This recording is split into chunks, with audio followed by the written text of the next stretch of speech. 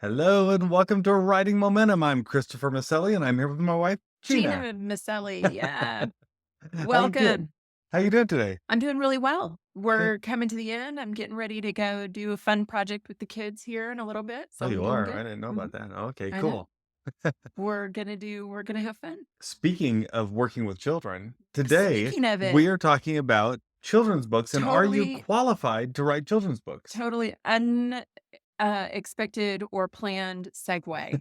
There you But go. it works well because so many times people wonder, hey, or they think, hey, I want to write a Mhm. children's book, and they never stop to ask themselves, hey, am I qualified to do this? Is this something I should be doing? Yeah, And sometimes people don't write them, and they should also be asking themselves, maybe I should be writing children's books. And so right. that's what we want to talk about today is the reasons for and against writing children's books for most of us. Yeah, and I think, there's a lot of people that recently I have read on our newsletter. If Hmm. you don't get our newsletter, be sure to sign up for that. But there's a lot of people that have responded to that and to our Facebook group as well, and Hmm. have said that they are children's book writers. And I thought it we have not done a lot of really talking about children's books on our podcast, and I thought this would be a good subject for us to dive into. So we're actually going to do a three-part series on this. And I say it's three-part It may be now. more. We may actually add to it because we have written quite a bit for children. Yeah, and a lot of these books, if you're watching on video, a lot of the books back behind us are Yeah. children's books that we've written over the years.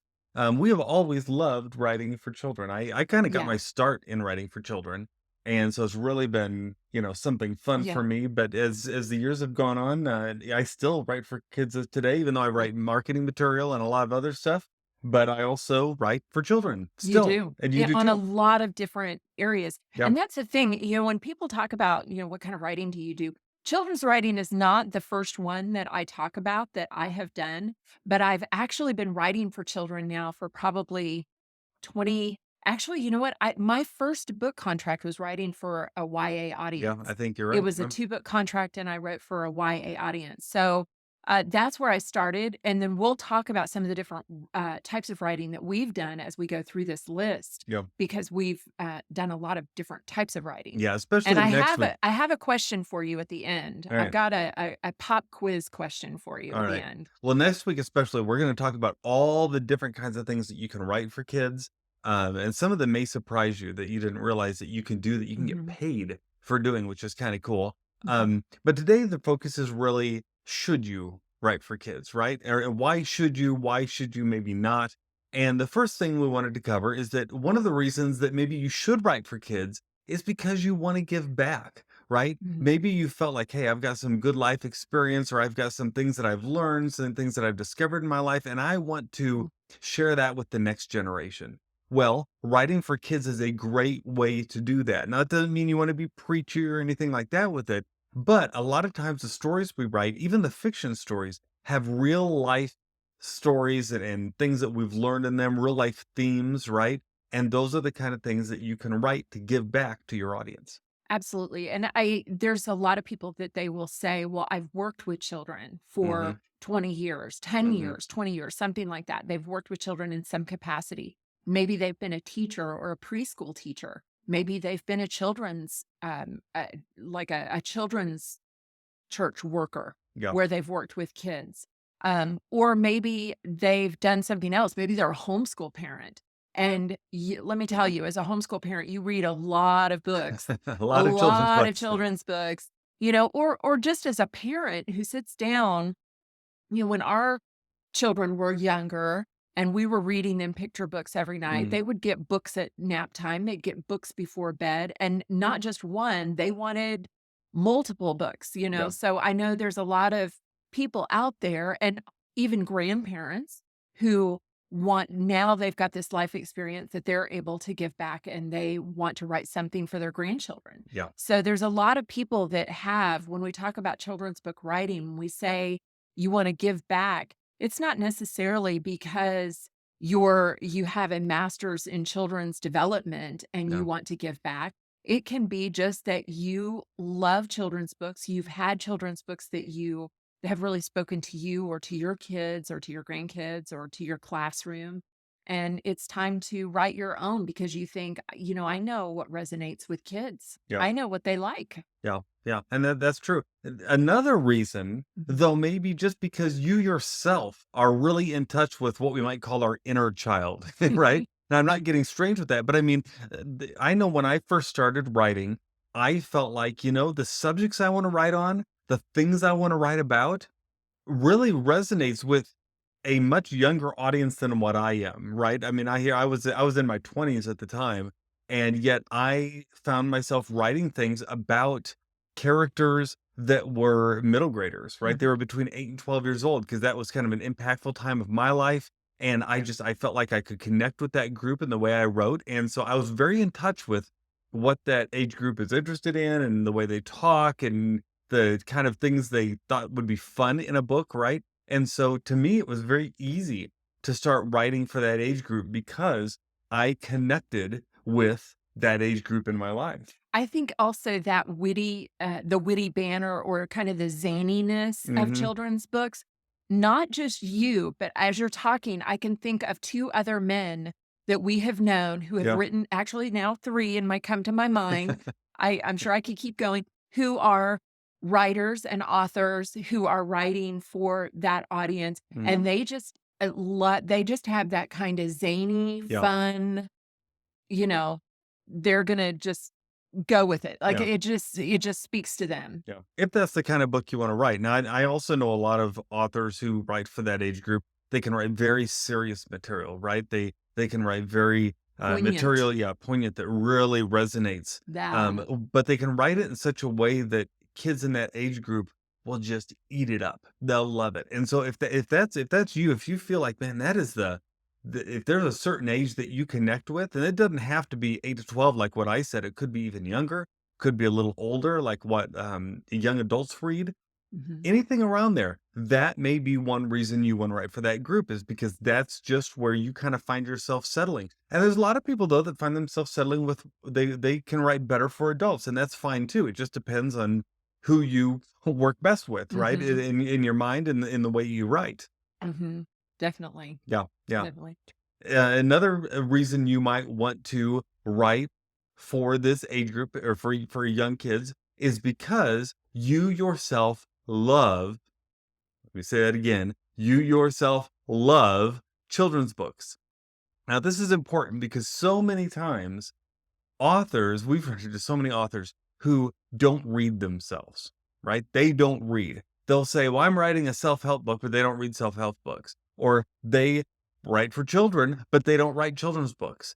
Or sorry, read children's books. You've got to be able to read in the genre that you're writing for. Right. And so if you are writing picture books, you'd better be reading a lot of picture books. And it's especially picture books that I find that most authors who want to write for children, they don't read in the genre, right? They want to write a picture book, but they haven't read any picture books, not any at length, right? When I was in school, I remember I had to read hundreds of picture books. And when you do that, you start to see how that structure is set up, right? You see what works. Mhm. You see what doesn't work. And that's the kind of thing you need to know. Otherwise, you're going to make those same common mistakes yourself when you're writing your book. So spend some time. You can go to a Barnes and Noble or go to a library, just get a couple hundred picture books and start reading through them. It doesn't take long to read through most of them. There are a lot of them don't have a lot of copy in them. Mhm. But when you read them, you will learn so much. So make sure that you love reading children's books and love reading the kind of, age group that you're wanting to write in, otherwise, it may not be a good idea.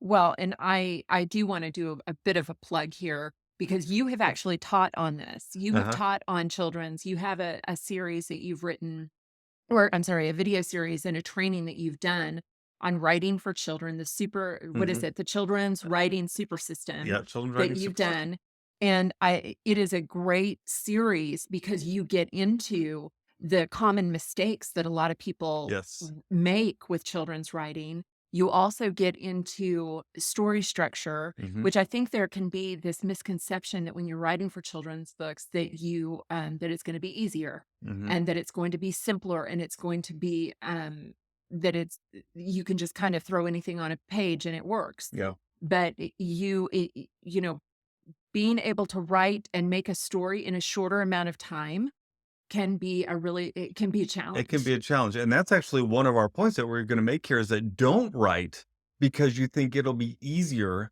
than writing for adults. Don't write for children Mhm. because you think it'll be easier. I have found over the years it is much more difficult to write for children than it is for adults because you have to be able to deliver strong concepts with a very little amount of words, right? And or even or maybe better said with words that are smaller in scope, right? You can't be Mhm. as flowery with your speech. You have a more limited amount of things you can work with, and Yeah. because of that, it's harder. It is not easier to do, but I find it very rewarding when you can do it because you really feel like you've, accomplished something. You've got a good message across, Mhm. but don't feel like you're going to write for children because you're like, I can't write very well for adults. I'll just write this for children. That's not a good motivation. You No. don't want to do that. No, and I would say even that writing for children will make you a better writer overall, 100%. practicing the techniques of it, Mhm. because and I've learned a lot of that from you, Chris, because, for years, I watched you take really complicated, topics and Mhm. subjects, Yep. and one of your main jobs was breaking those down in a way that kids could relate to them and understand them. And that was it was so it was beautiful to watch you do that. I mean, and I'm saying this seriously, but doing that made you a better writer. It Mhm. made you a better teacher.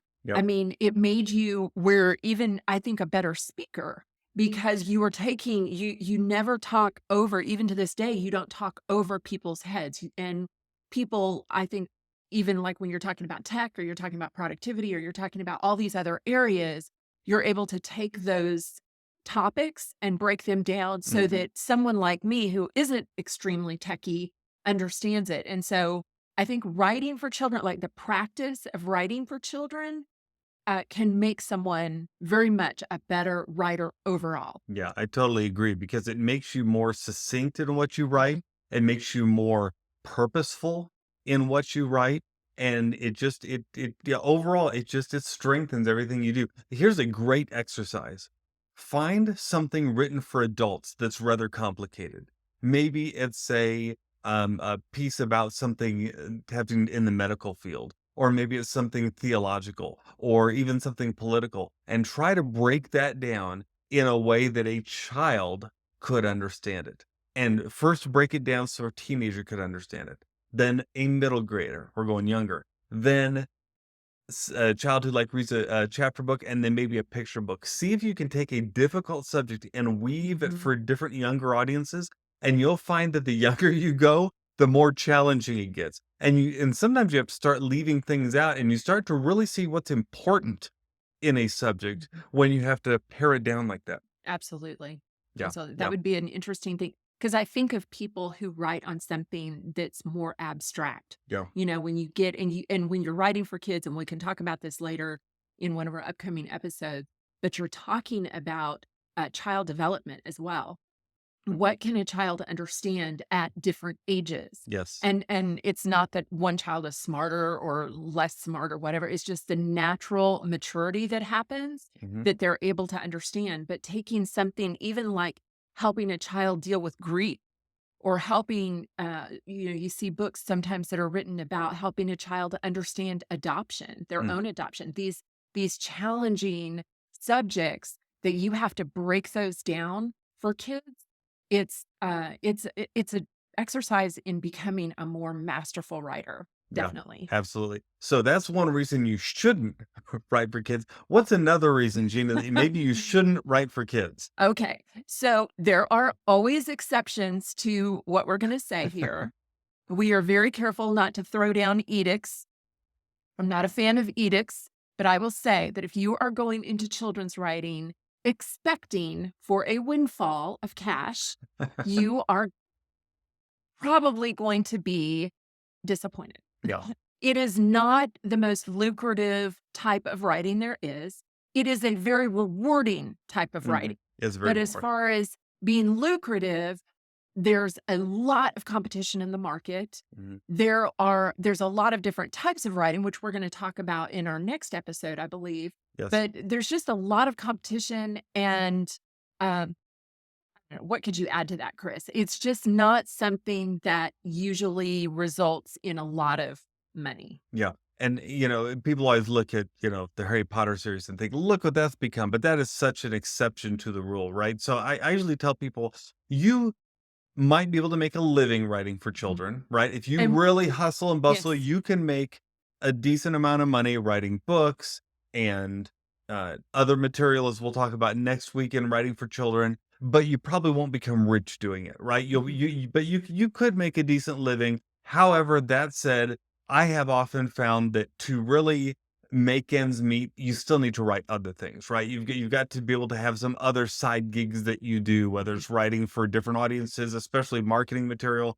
Marketing materials where you'll make the most money generally. And so if you can write to some of those audiences, then you'll free up your time so that you can write more for Mhm. children. Absolutely. All So, right. yeah, that's and like I said, there are some exceptions to the rule. We do know some very Yes. successful children's writers, and we also know some very, well-respected children's writers who have won a lot of awards and have done some really masterful work. Whether or not they are making Hmm. a full-time living in this, supporting their household, I don't know, but, I it wouldn't surprise me either way. Yeah, that's right. Wouldn't All right. surprise me either way. So there you go. That's not to discourage you, but Mhm. that's just a little bit of a reality check for it. Some people think, well, I'm going to write one book and I'm going Mhm. to, you know, fund my retirement. And that's not really the case. I would say, though, that you can probably start to build a following with children's writing, just Mhm. like you can with anything else. And if you want to develop a line of characters or a universe that you want to build and write about and develop and create a fan base for, then, you know, that's wonderful. Do it, and it may prove profitable Yeah, and in that's where we say it's very rewarding because it can be very rewarding to do Mhm, that. So, just a quick recap, write because you want to give back, right? Because you want to give back to kids, right? Because you love working with kids, right? Because you connect with your inner child, right? That inner kid in yourself, right? Right because you love children's books. You want to make sure you read what you're writing. Do not write because you want a windfall of cash, and do not write because you think it'll be easier than writing for adults because it just won't. Next week, we're going to talk about more types of writing that you can do when you're writing for kids. So if you're thinking, boy, I'd love to break into this market, or I know a few things I can do, but what all can be done? I'll tell you, I have written over the years, so has Gina, all kinds of stuff for kids. And we're going to share those kind of things. You might be really surprised at some of those that you can do. If you are not part of a writing group, we actually have a writing group online called Writing Moments. We'd love to have you join us. It's about $15 a month, and we meet every week on Wednesdays at mhm, noon central, and we just write for an hour after having a really good, strong teaching from either Gina, myself, or our good friend Renee Gutteridge. mhm. So we'd love to have you join us. Until next time, remember what, Gina? Together, we have writing momentum. Bye bye.